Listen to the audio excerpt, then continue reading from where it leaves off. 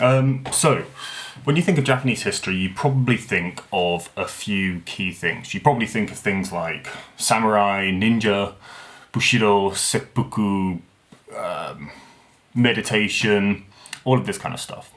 And it's mainly because these ideas appear time and time again in lots of media related to Japan, be that video games, films, books, even what people tattoo on their bodies is often derived from these tropes, if you like, of Japanese history.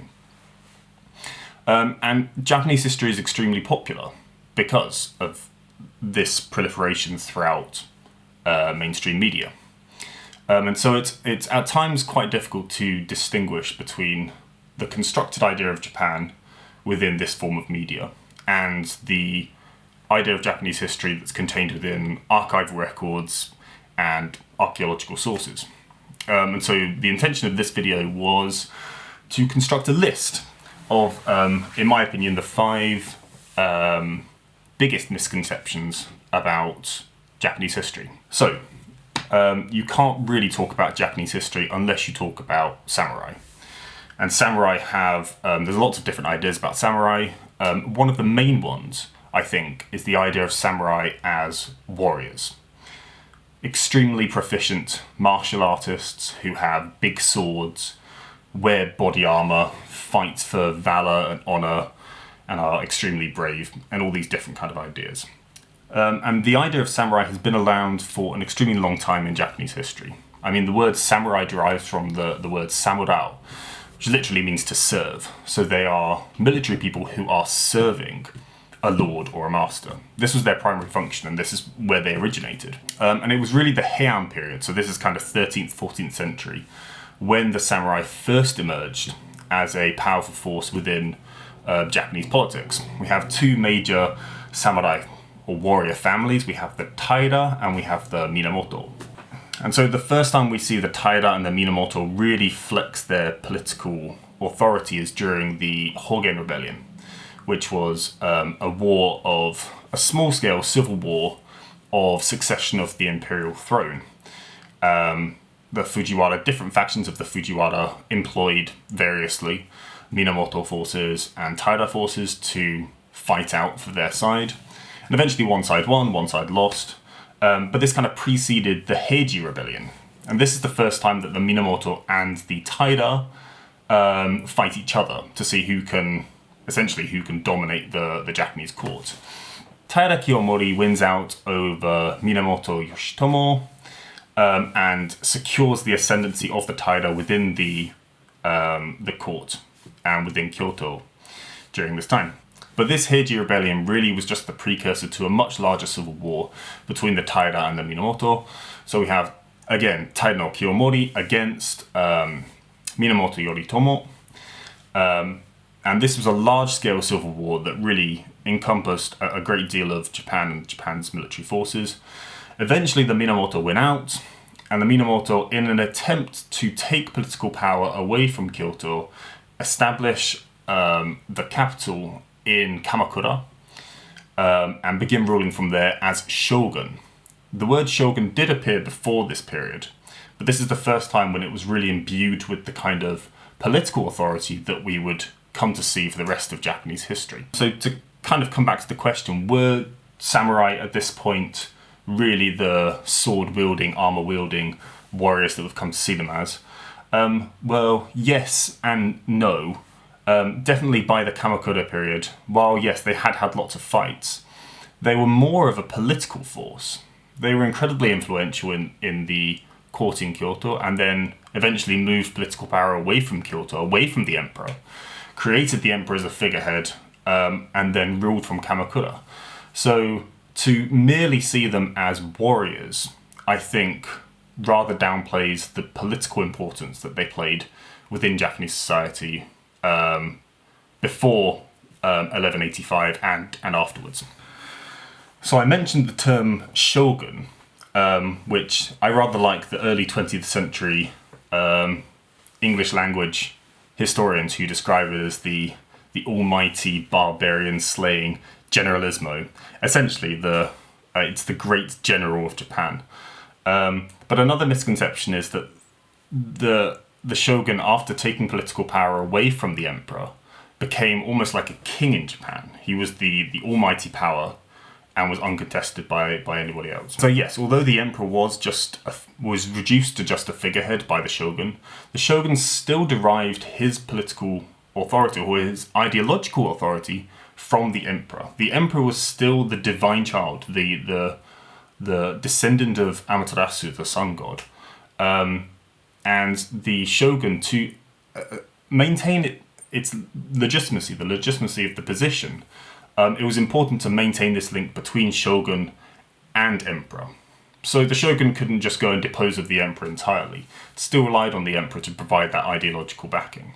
But not only this, the shogun relied on maintaining friendly or at least cordial relationships with other samurai and other families at this period. So it wasn't really a king and his vassals per se, but it was more a petty alliance of different families and different warrior groups, all under the shogun.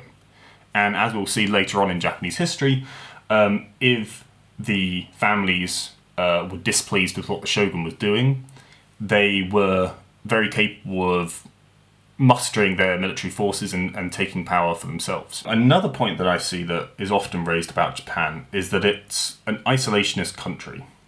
And this idea, I think, mainly derives from Japan's expulsion of the Christians in the 16th century, the beginning of the 16th century.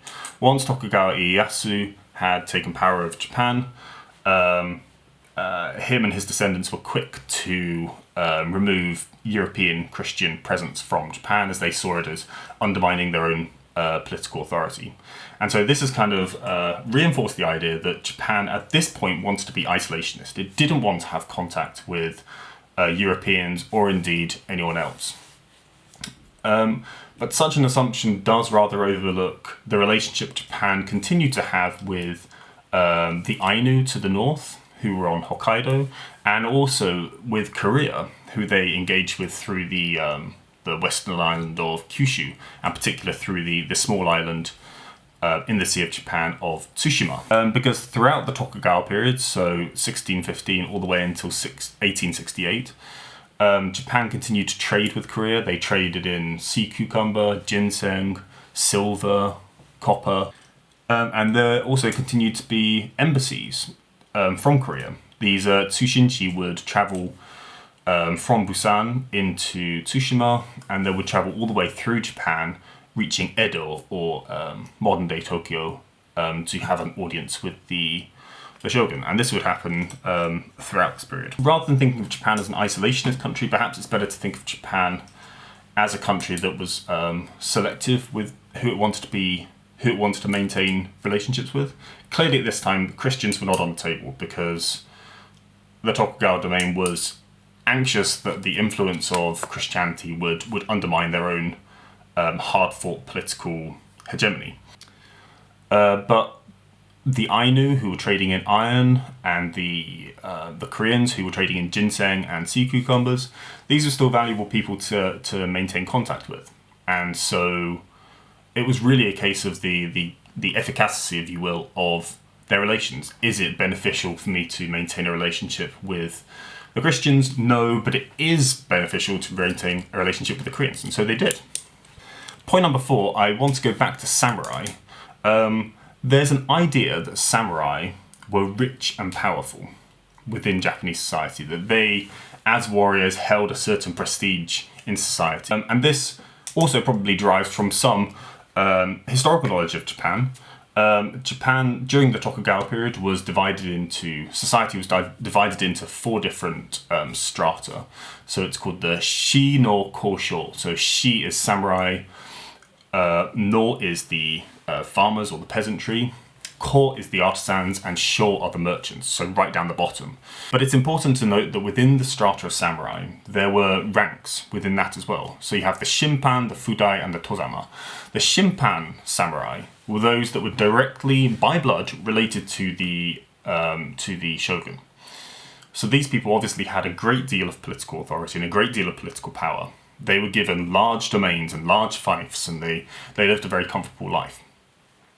On the other side, the Tozama were, of course, not related to the shogun, but also, in some cases, had fought against the shogun at the Battle of Sekigahara. So they had fought against Tokugawa in 1600 and were now still maintained as samurai, because of course they're still of that strata, but they weren't given lots of lands. They didn't have a large fief, and they, on the whole, relied on stipends given to them, stipends of a certain amount of koku, of rice, given to them annually or monthly by the bakufu, or by the central shogun government.